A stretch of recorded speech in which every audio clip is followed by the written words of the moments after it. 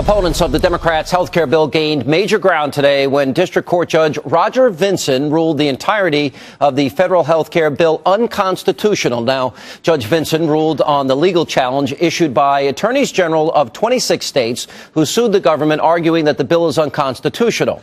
Now, the decision comes on the heels of a Virginia judge's decision back in December ruling that the individual mandate, which requires Americans to purchase health insurance or pay a penalty, is unconstitutional. But today's ruling went even further. The judge declared that, quote, I must reluctantly conclude that Congress exceeded the bounds of its authority in passing the act with the individual mandate, and, quote, because the individual mandate is unconstitutional and not severable, the entire act must be declared void. Joining me now with analysis on the future of the health care bill is author, columnist, the one and only attorney, Ann Coulter.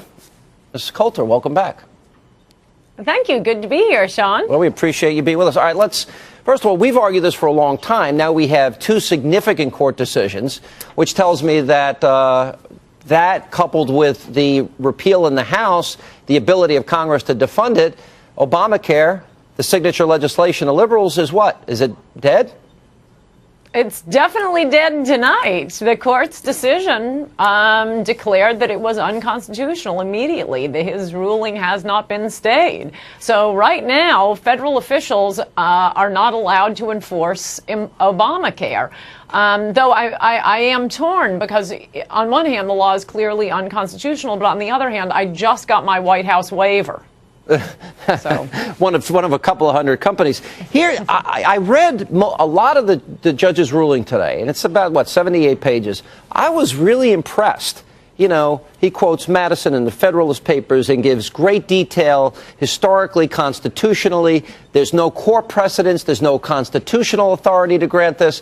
I mean, he really laid out a compelling case that I think is going to be very difficult for the left to overcome. Right. Well, he also quoted Obama saying we don't need an individual mandate. OK, then try to pass your health care law without it, though. You know, the Democrats in the White House are also arguing that the linchpin of the law is the individual mandate, which is why the judge found the entire law unconstitutional. And it doesn't work without forcing people to buy insurance. I must say there are two court opinions on each side now. Obviously, I find the two that hold it unconstitutional more compelling, but I mean, for logical reasons, which is to say the Interstate Commerce Clause, there's no point in even having any limits on Congress's authority if they can force all citizens to buy a product. And by the way, if this is constitutional, then Republicans should turn it around and mandate that all citizens be forced to purchase a gun and a Bible. And there's a lot more evidence that owning a gun and a Bible is better for society than everyone having to own health insurance. But if that's what Congress has the right to do, then we can have all kinds of mandates. The Interstate Commerce Clause says that Congress can regulate either something that affects interstate commerce or the instrumentalities of interstate commerce. And I think Judge Vinson makes a very good case, as apparently the plaintiffs did, that simply not buying insurance is not an activity. Let me move on to Egypt. I want to get your thoughts about this. You know, when the president chose Joe Biden to be his vice president, it was sold as he has all this foreign policy experience. He doesn't even see Hosni Mubarak as a dictator. That's number one. Number two, I thought the president was going to have all this great outreach and undo all the damage of the Bush years and reach out to the Muslim community. And he spoke in Cairo. A lot of good that did. I find Hillary Clinton's been utterly incoherent and inconsistent in her statements. My question to you is, I am unaware of any democratic revolution that has taken place in an Arab country. And so my skepticism is that we're going to see the Muslim Brotherhood, El Baradei, or some type of extremist, as bad as Mubarak is, some type of extremist element take over in Egypt. Do you share my suspicion? I could not agree with you more, and I'm glad you said that.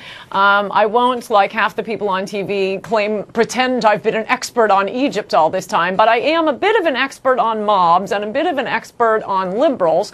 And for one thing, contrast the Obama's administration, or Obama in particular, his response to this uprising to the uprising in Iran, when poor Netta was being shot, and Obama was out getting ice cream saying, oh, we don't want to say anything. Well, as soon as this mob gathers, you see the Obama administration releasing secret information. They support the protesters. We support the protesters. Oh, couldn't do that when the Iranian students were out in the street.